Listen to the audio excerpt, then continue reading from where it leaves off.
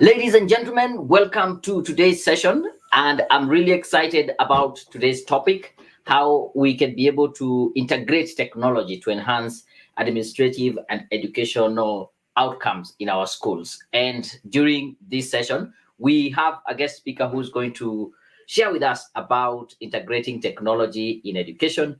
And it's going to be a great learning session. So, a quick roll call. I want to confirm that you can see me, you can hear me, you can see the presentation. Drop that in the comments so that I can be able to pull it out, say we are good, you can see me, and we'll proceed. So for today's session, we are going to talk about technology in education in a broad way, and this is the agenda for today. So what do you expect? It's just first a brief presentation, and then have a discussion around the idea of integration of technology in the education to enhance what we call administrative efficiencies and also educational outcome. Our speaker will take us through the educational delivery system from a broad perspective. What is this education, and where can technology fall into place? Then he will be able to narrow down to talk about focus on school level. At school level, what can you do in terms of technology? Then he will share the mindset, the decision makers mindset that will change or give you some aspect in terms of if you are the decision maker, what kind of mindset do you need to adopt? He will talk about a real example of technology, that is the CBC app, and how you can implement it, or how other schools have implemented it, the kind of outcomes they have gotten. And then we'll get to the Q&A session. And if you have any question, feel free to drop those questions in the chat. We will come to them, and then we will close it. So our intention is that all this will take within the next 1 hour, we will be through. So take some time. If you have any distraction, just put them away, or tell anyone who needs to talk to you to just wait for 1 hour. Take a notebook, start getting ready to get some really deep insights about education and technology. And then if you have any question, feel free to drop. So let me know in the chat if you're ready. Let me know you can see me, you can hear me. Everything is up, okay. And at this point, let me welcome my guest, Buana Mike. How are you doing? I think your camera is off, or it's blank. Okay. Hi, Mike. How are you?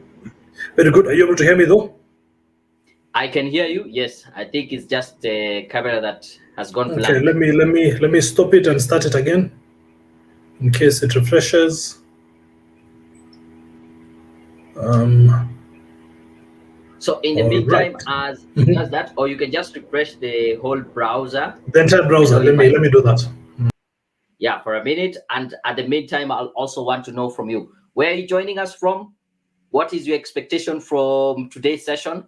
I know we have been running these education-based sessions where we'll be trying to look at how can we improve the educational outcomes that we have. There we go. There you are. Maybe now you can go back now and share the presentation. Happy to see you there. Yeah. Good. So maybe I will take this moment to leave you introduce yourself, take us through the session. I'll be taking notes, and also the questions that will be coming through. Otherwise, I'm really honored to have you on board. Karibu sana. Yeah. Thank you so much, Daniel, and good evening, everyone. Thank you for making time, or good morning to those of you in other time zones, good afternoon, and thank you very much for joining here. So my name is Mike Kipkorir, and I work with Verb Education. I'm the founder of Verb Education, and we are an education company that really focuses on using technology to try and improve the delivery of education. And the overall vision that we have is we'd really like to see a situation where our children go to the nearest school and not necessarily the most expensive one. Typically, as Kenyans mainly, we aspire to send our children to the most expensive school. But how about if the nearest school was the best one, irrespective of which one it is? How about that? So that's really the vision that we have. And we are therefore very focused on trying to build up every school to try to be the best it possibly can be.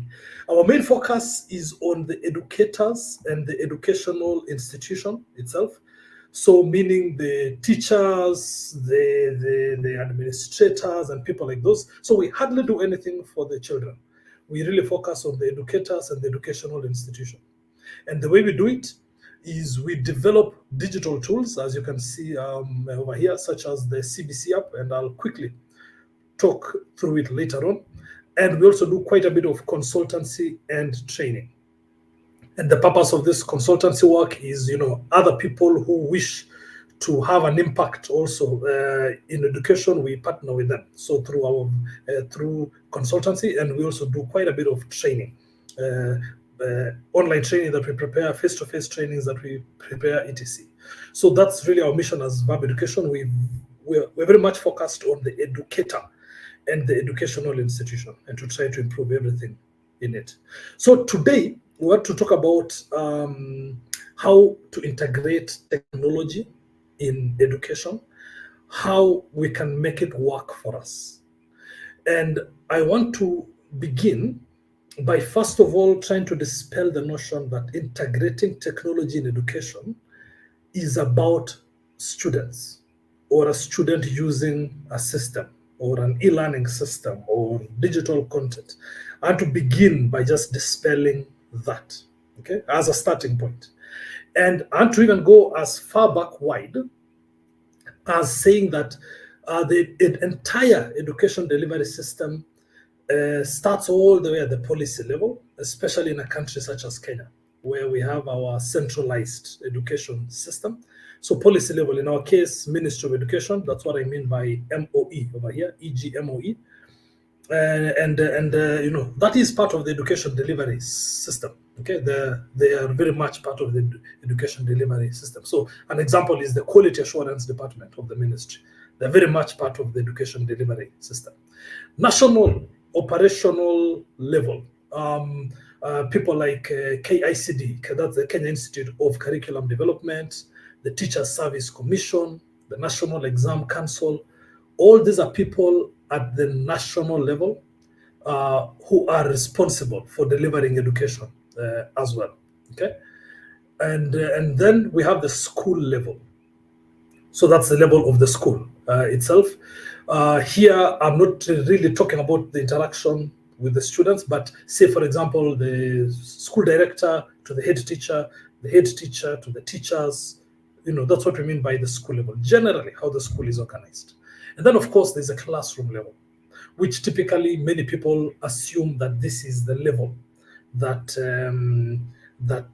the integration of technology happens. And indeed, this is the level that it happens the most, but it is not the most, it is not the only level in the school, in the education delivery system. Okay, so I just want to begin with that. So Daniel, I'm not sure whether the connection is working as it's supposed to be up to this point.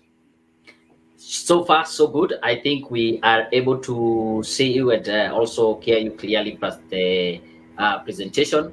I can see already we are getting some comments. Someone saying, yes, it is clear. We're good to go.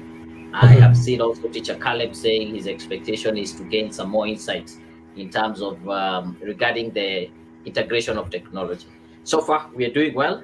I really appreciate, so you can be able to proceed. And if you're following, you have any question, feel free to drop your questions in the comments, then we'll be able to pick them up when we get to the Q&A session. Fantastic. So thank you very much. So I'm happy that so far we are all following and agree with me, first of all, that the education delivery system is wider than the classroom. So it starts at policy level, it can be at the national operational level, the school level, and the classroom level. And these are just labels I've given myself. If you have a different name for each of this, why not? If you even have an additional one, why not? Okay. But now, imagine a case, say, at the policy level where technology can be integrated, and you've seen it happen, where we have something like the NEMIS, that's the National Education Management Information System, okay, which many of us in school use. All our learners have NEMIS numbers and things like those, okay? That is an example of technology integration at this level. I know nothing has been done fully on quality assurance, but I know Teacher Service Commission does something similar. So Teacher Service Commission, TPAD, okay, which is the appraisal system for teachers and things like those. That's a very good example of technology integration in education. KICD, that's the Kenya Institute of Curriculum Development, even though they don't integrate technology very strongly in terms of at a transactional level, and by transactional level I mean they don't have a system as such that you send something and you get it returned like the TPAD system. They publish though the curriculum designs online, and they do several other things online. I know at some point they had something called the Kenya Education Cloud. I don't know if it's still there, but that's an example. The National Exam Council, we all register our candidates via portals. We all submit formative assessments, projects through the National Exam Council website. That's yet another example of integrating technology in education. So you can see I've already given you 2 examples outside the school and outside the classroom, and all of them are very good examples of technology integration in education.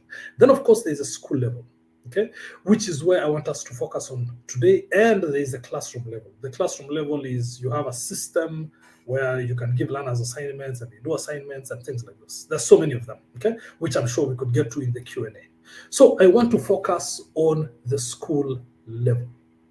This is once you've entered the school compound, but we've not yet met the students, okay? So picture it that way. Now, we're in the school compound. It's about the school director or the school owner. It's about, if it's a public school, of course, the board of the school. How does it interact with the head teacher? How does the head teacher interact with the teachers? How does the head teacher interact with the parents, suppliers, other service providers, other members of staff? That's what I mean by the school level. And when it comes to that, I want us to think about the way technology can be integrated through the various processes that happen in school. So, for example, we have operational processes in a school, okay, that you will agree. And if you look at operational processes in a school, we have things like finance, human resource management, transport, inventory and asset management, communication, cafeteria. Depending on the nature of your school, you'll have your set of operations, okay? None of this has anything to do with the classroom. None of this has anything to do with the delivery of education directly, okay? So that's why there's a separate set of processes that we can call the educational processes. And in there, it starts from curriculum interpretation, okay, at the school level. The pedagogy is the science or the art of teaching or how to deliver. Assessment, student support, library, parental engagement, communication, all sorts of things, okay? So once again, follow me here. I want you to, we are at the school level and we are separating them into 2. We're talking about operational processes and we're talking about the educational processes, okay? So I want us to go a step further to now analyze how technology is integrated and how different systems do look like, okay? Just visually. And take a look at this diagram that I have here. This is some kind of a Venn diagram where I have put in one circle here the operational processes, in this other circle here the educational processes, and in this other circle here I've put communication processes. Now, why have I put communication processes here? Is because if you come back here, you'll notice that in operation, under the operational processes, you'll realize that communication is a key part of it. Under the educational processes, communication is also a key part of it. So that explains why this diagram here has the operational processes, it has the educational processes and the communication processes. Now, let's go then and think about the various technology solutions or systems or apps, whichever way you want to call it or whichever way you want to describe it, okay, that are in these areas. You'll notice, for example, that among the operational processes, something like finance management falls there. So you can have a finance management application that falls there. Many of you use QuickBooks. Many of you use several other systems that can be provided by somebody. Your transport solution can be here, okay, and all that. Some of you do have educational systems. You have a learning management system. You have a Google Classroom, which is some kind of a learning management system. You have a Moodle learning management system. You have all sorts of other apps that do deliver content, either directly to the students or manage some other part of your education delivery. Okay, so there are very good examples there. Then you have your communication systems. For example, many schools and many institutions do have bulk SMS system. You have a bulk SMS where you can communicate to people, okay, directly on any topic. You can tell them closing days tomorrow, pick your children by this day, they'll be mandamano, or any other thing. You have a communication system, okay, that's there. So that again is a system by itself. But then you notice at the intersection between operations and communication, somewhere here, you can have a system that does operational processes and can do communication processes. Okay, you can have a system that does finance, transport, HR, and does a lot of communication things. Okay, you can do SMS, you can do email, you can do notifications, you can do all sorts of things. So you see the way I've just given you an example here of, let's say, the ability to send a school fees notification. Okay, as an example of a system, or as an example of a feature or a module in such a system that can help you to do such a thing, like give school fees notifications. You're supposed, your balance is due at this time. Here is your invoice for term 3, things like those. Okay, so you can have such a system that can give you that kind of a thing. Now imagine also a case where you have an educational system, your learning management system, that is integrated with your communication system, and you can push out things like the student diary. You can update the student diary daily, okay, regularly. Today's homework is this. Reminder for every student to do this and this, okay? It can communicate results of a student, so it doesn't have to be only the diary. It can send out reports and allow parents to access those reports, etc. So it does educational things, and at the same time it does communication things. Okay, I just want to remind you that when I say educational, there are so many components of or so many features that an educational focused system can carry. It can carry things to do with assessment, student support, library, etc. It can carry all these things. Okay, same thing at the operational side. So it's not only about finance. It can carry all these other things. Okay, I think I'm clear on that. But I'm just reiterating that don't only focus on the example of the LMS. Okay, think about it in terms of anything else. Yeah. So imagine such a system, or even you have a system that is very good at the operational side and the educational side. It can handle a bit of both. So you can find something that can do something like teacher appraisal. Teacher appraisal is a HR function, whereas it's also an educational thing because it relies on inputs from the educational side of things. So you see, such a system would occupy this kind of thing. So generally, the systems that are there in this country or in this world do fall within somewhere here. So if you're in the education sector, I'm sure you're using one right now, or you've met people who use different systems, or people have come to you to present to you their systems. And I would encourage you to try and look at it this way. I would encourage you to try and see, so what does the system do? What is it good at? So you'll realize it's very good at the operational side. It has some educational side. Maybe it's not very good with communication, even though it has a bit. Okay, so the middle here, the intersection between all of them, I have put this unicorn here for a very good reason. I've put the unicorn there because it is, in my opinion, very difficult to find a system that does the best of everything.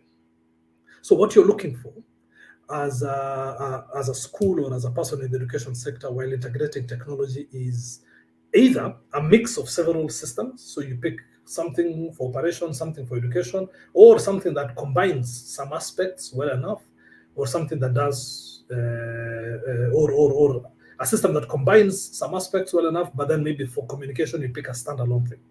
as long as they can talk to one another or as long as they can work within the context of your school. But the reason I'm putting this unicorn here is a lot of times we look for that system that does everything that we want exactly the way you want it to be, to perfection. That is a very difficult thing in the market to find, because you can find people who get very close, but you'll always find that it doesn't really answer to everything you need at all the times. So think about it even in terms of your phone. Do you have that super app that can receive your WhatsApps and send email at the same time, and at the same time make phone calls, and at the same time check Facebook? There's no such app. That's why you use Facebook separately, you use WhatsApp separately, you use your email separately, you use your file manager separately. You realize that's intuitive. We do that on the phone and things like those. But when it comes to integrating technology in education and our choice of systems, we tend to always want that unicorn.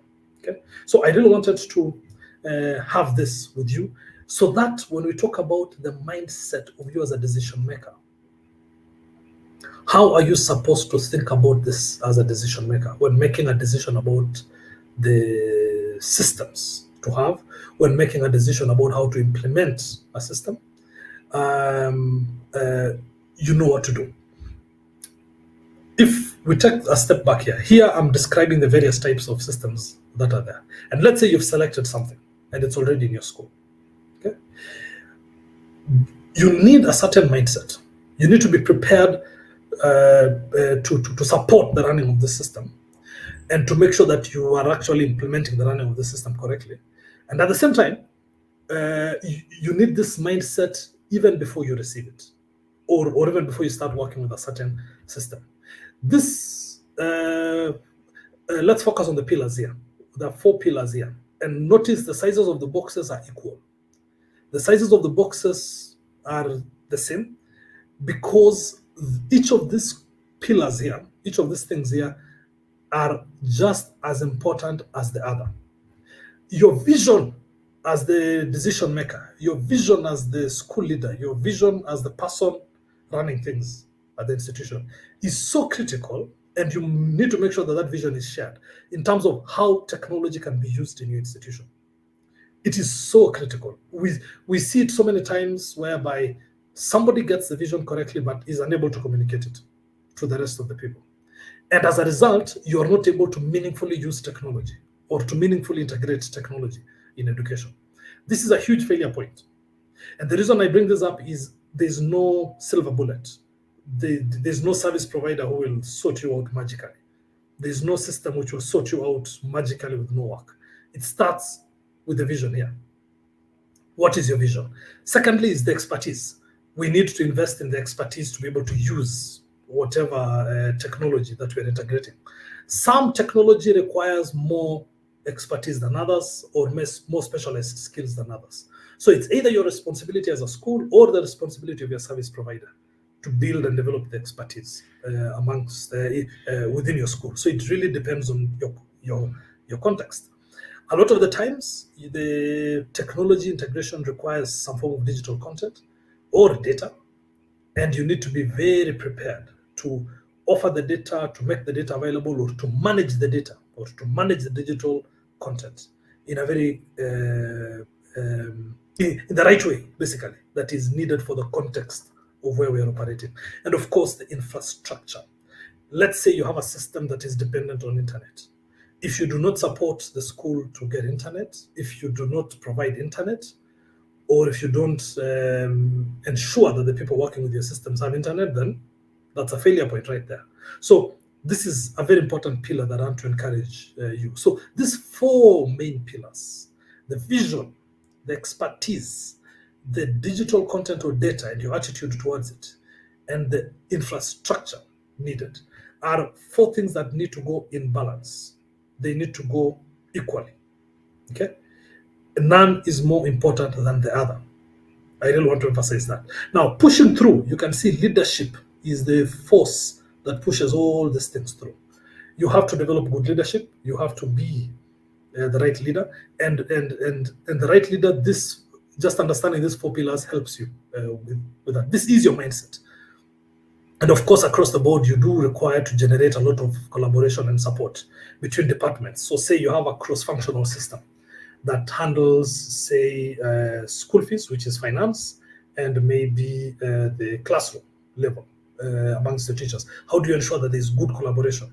How do you ensure that people are talking to one another? How do you ensure that data is moving the way it's supposed to move? Processes are moving the way they're supposed to move, so that all the components of your systems can work. How can you build this? Okay, so your leadership matters. And when all this is done, the result can now be a meaningful integration of technology. That is a very important thing that you need to see. So this is what I'm calling the decision maker's mindset. Having those four things in balance and not thinking one is more important than the other. And at the same time, having very strong leadership and fostering collaboration across the board. Okay, then let's look at an example.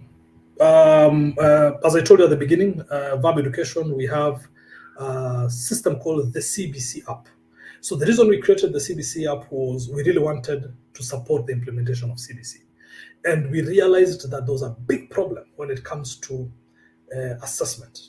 And we really realized it was a big issue for many schools. And we sought to solve that problem. Now, look at the framework we have applied so far. I'll take a step back with the slides up to here. I'm focusing on the school level. There are operational processes and there are educational processes. The CBC app does not do anything on the operational side. Okay, it doesn't do much at this point. Then when it comes to the educational processes, they are all this, but I want you to see where the CBC app fits. It fits within assessment, and even under assessment, it still divides assessment a bit more into a niche. So take a look at this tree of sorts that I've drawn here, whereby among the educational processes, there are so many, curriculum, pedagogy, all sorts, all those others that I've listed, and there's assessment. So the CBC app is focused on the assessment part. And when it comes to assessment, there are the actual assessment activities, okay, which the CBC app does not necessarily handle. Okay, so this one, it allows the schools to run the assessment activities the way they do face-to-face or online or whichever other way. But then the CBC app comes in when it comes to assessment record keeping and reporting. This is the strength of the app. And you realize that in many places that the CBC app is, other systems are also there. And so the data talks to each other between the CBC app and the existing systems in those schools. And so what's the CBC app then? The CBC app is just an assessment record keeping and reporting tool for teachers, school administrators, and owners. And the big value proposition for teachers is simplification of record keeping and report generation. Generally speaking, we do simplify the work. Teachers who spend hours doing things, their job is reduced to very few minutes. Many teachers, when it comes to reporting season, have no work to do. Because throughout the term, the app has been gathering the assessments they've been making, and the app builds the reports, and very comprehensive reports that feature formative assessments, for those of you who are very familiar with the way our education setup is now, and summative assessments, and really builds very good learner profiles. Okay. Then for administrators, oversight. How do you ensure that these people have done the 53 assessments they were supposed to have done in English in grade 4? How do you follow that up? How do you make sure that that is actually a thing and you can actually track it? So the app has really simplified oversight, management, and communication tasks for administrators. So it's amazing as far as that is concerned. And it's also good for data and insights because it gathers a lot of data, because it's assessment record keeping. We can develop amazing insights into what is going on. Okay. So in as much as the focus is very narrow of such an app, the impact is huge. It solves the most fundamental problems in those schools. So I'm just giving you an example of an app here that occupies a niche, but it really solves the problem in that niche. You've seen this app is not a unicorn by any means. It doesn't do transport. It doesn't do any of those other things. Okay. So that's why I'm using it as an example, just for you to see how it can go. Okay. And at this point, and to see then, I just want to do a recap so that we can take some questions, and the questions will enable us to discuss further. So the recap basically is, I want you to appreciate that the education delivery system goes beyond the classroom and the learners. It's normally a very important thing to begin with and to point out.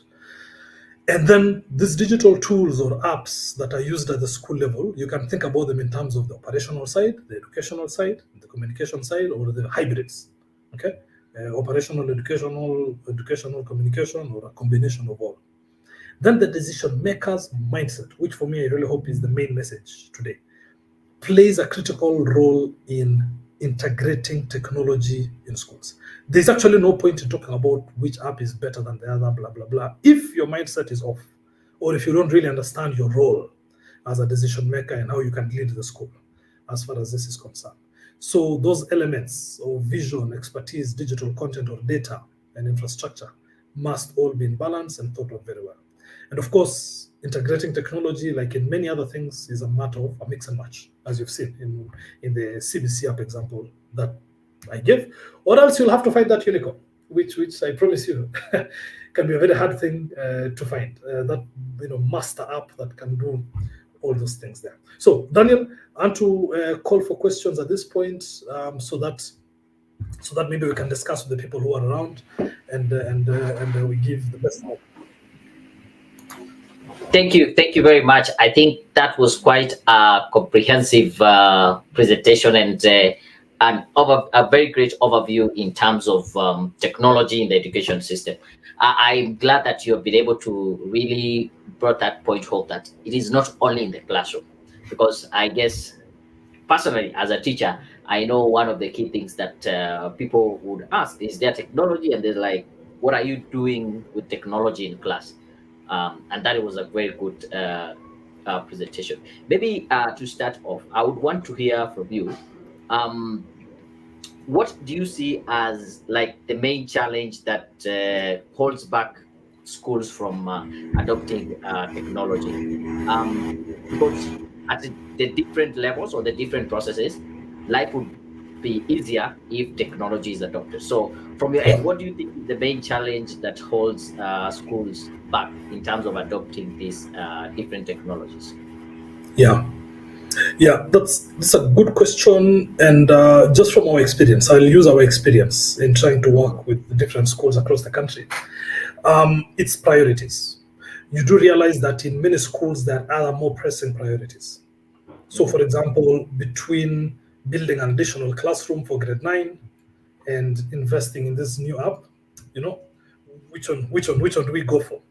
That really interferes quite a lot with integration of technology, competing priorities where people look at other things as more critical than others.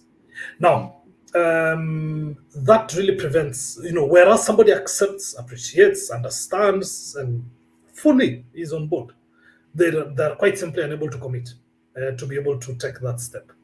And as far as that, so I find that to be a very, very big factor that influences. Now, that aside, the second most important factor is that mindset we talked about, the decision maker's mindset. That right there is a very critical thing, because you find a decision maker maybe has the notion that I want a system that can do everything. So as a result, as they wait to find that system, they don't do anything. Okay? And then also maybe the whole thing of vision, the decision maker doesn't get the vision. And because maybe there's a laxity in how we follow up. In Kenya, we have a very unique way of dealing with problems, especially in the education sector. We tend to solve problems by not doing them. Okay? So let's say we are required to keep formative assessments because it's very challenging. We just solve the problem by simply not doing those assessments. So problem solved, that's out of the way. And that really also interferes with this, because somebody says, but I can just ignore doing those assessments. And here I'm giving the example of the CBC. Okay, but in cases where maybe somebody is trying to collect school fees, or I don't know how many students are using my transport, I don't know who has not paid for the school bus. Those are really pressing things, which many people normally want a resolution towards. And if you don't communicate that vision and you cannot enforce it correctly, even your transport management system might struggle to take off because of that mindset of yours as the director or as the leader in the institution. So I just want to leave it at that. The competing priorities followed by the mindset. Those ones are really the two most important factors that I think interfere. Yeah, and I totally agree with you. I think that idea of mindset plays a very big part.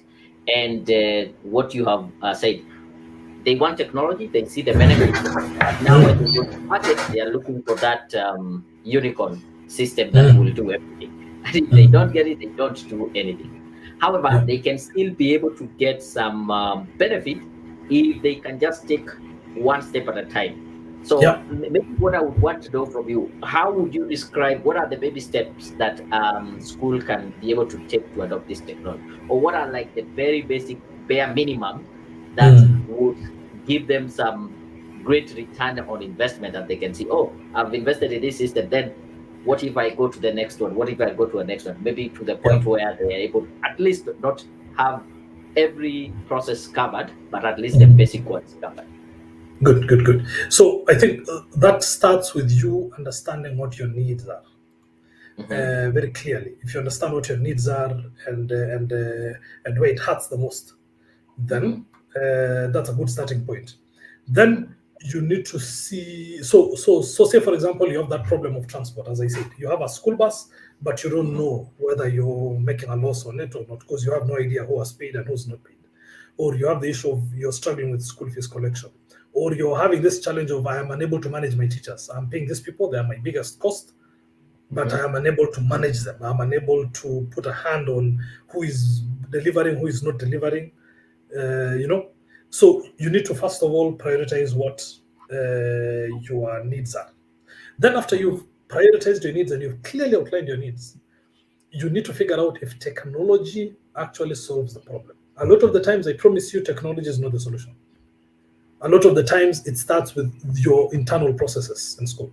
So, say for example, the whole thing of I am unable to manage teachers, so I need an app that can do biometric tracking. I want to know what time they've come. I want to know what time they've left.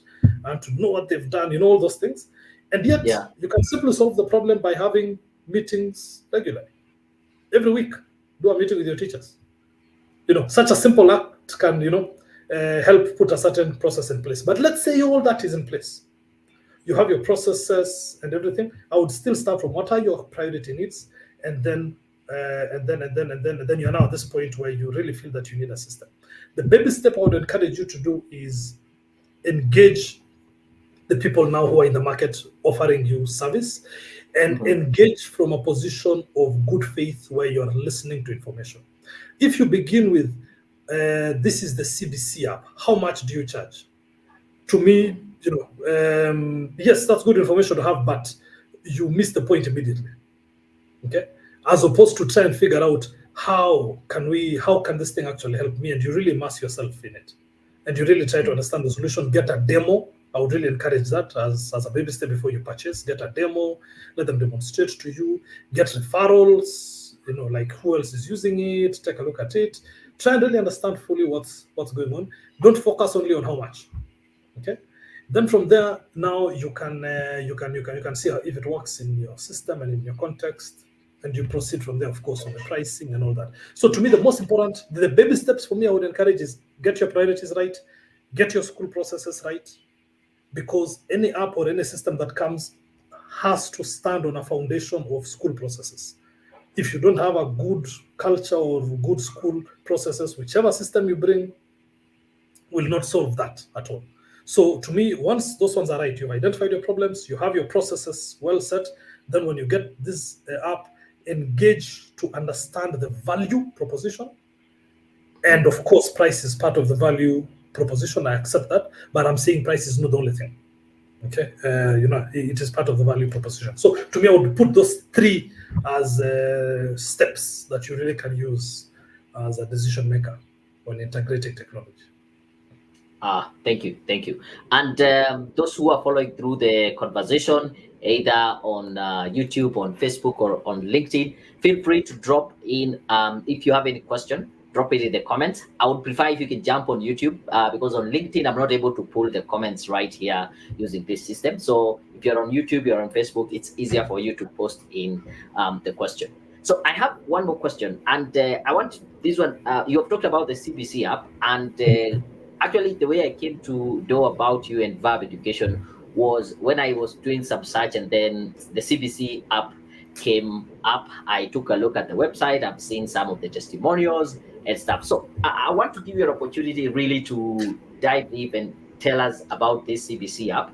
And if you can be able to share examples, or even one example of a school that has successfully implemented like the CBC app, and what would you say are some of the administrative efficiencies they have gotten, and even to the student outcome? So if you have a case study or an example or a testimonial, just tell us more about it. And if someone wants to maybe take those baby steps, they want to see the demonstration, they want to see how it can apply, how can they get in touch with you and get it started? I can just use the examples of some of our clients without really going into the specifics of the operations. Naturally, you'll understand.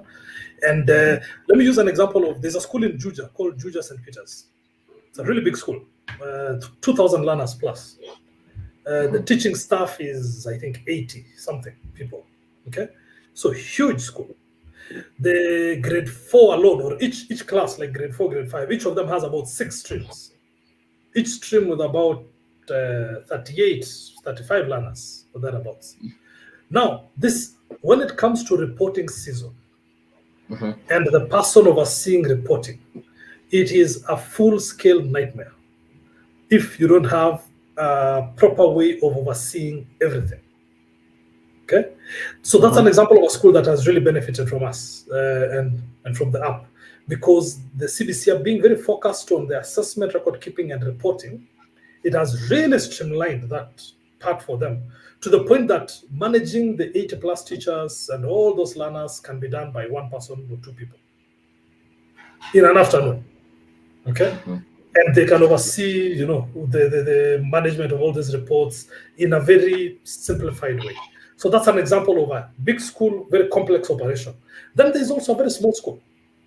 School fees, 7,500 per month, okay, per term, okay. So a small school like that. There's a school in Kericho called La Soy Academy, for example, small school that uses that does the school fees range and everything. Normal rural school and all that, still utilizes the app and still gets that kind of benefit in the same way.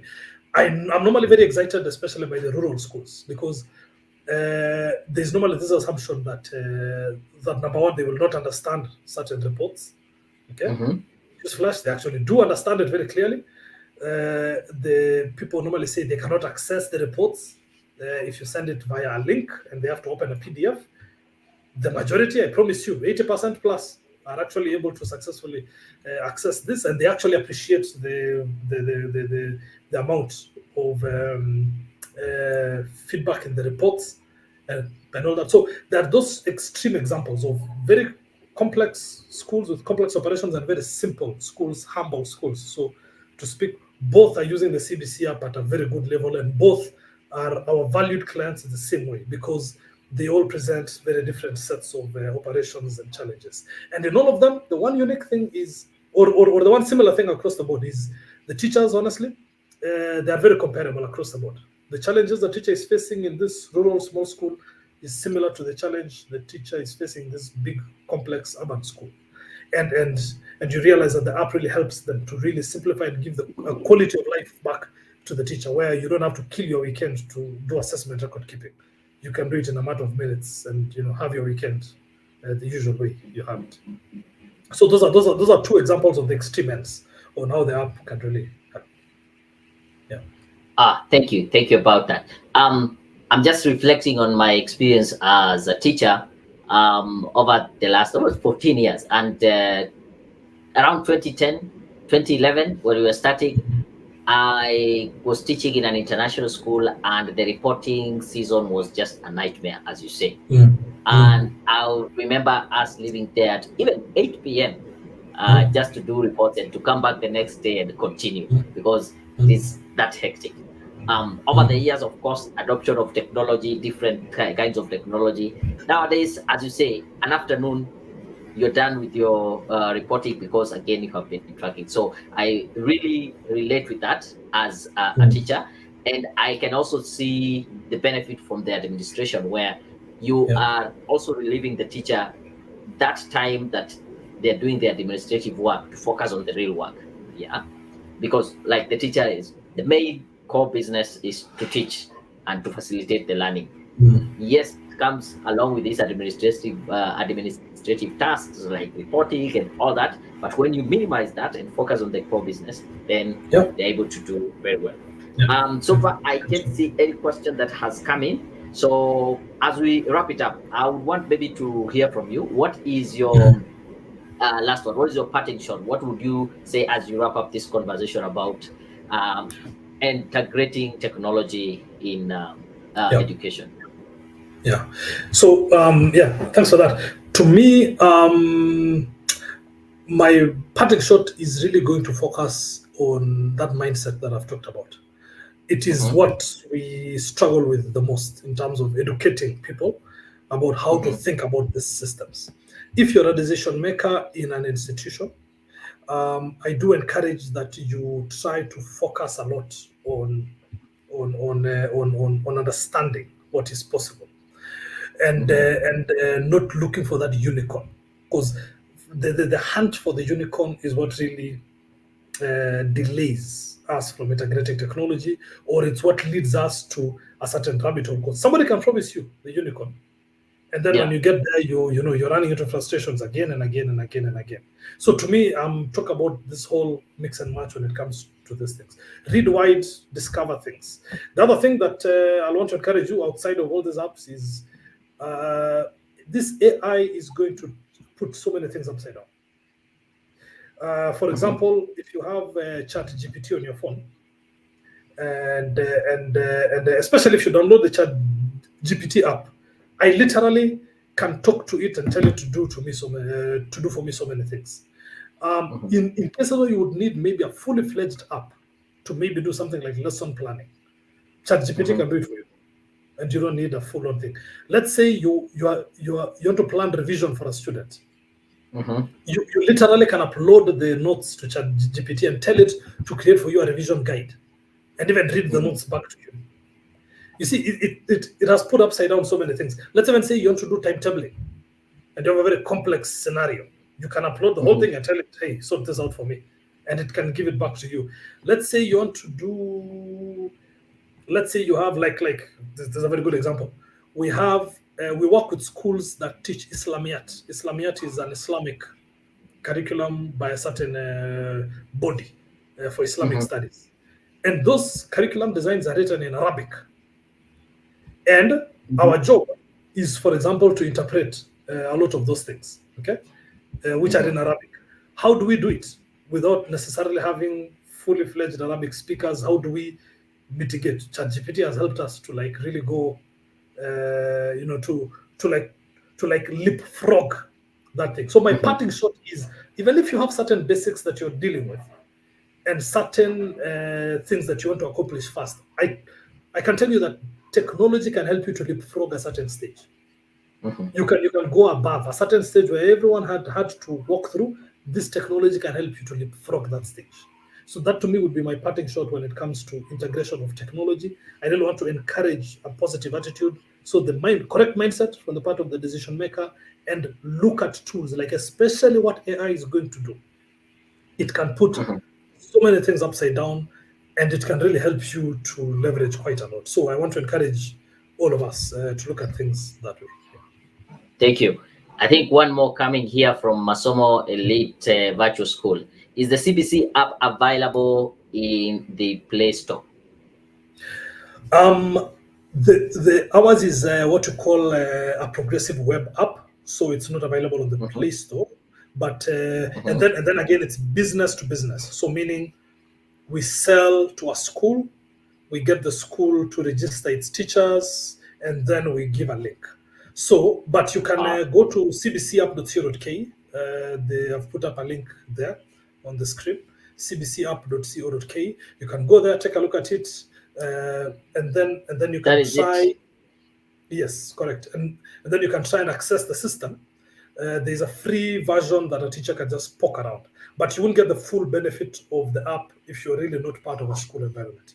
So if you're part of a school environment and your school is using it, that's when you'll really get a full benefit of the app, but we're open to demonstrating to school. So for the gentleman that asked the question, especially if you're within a school, we are more than happy to demonstrate the app to you for you to see the full benefits of it. But you can already try and utilize it even right now via our website.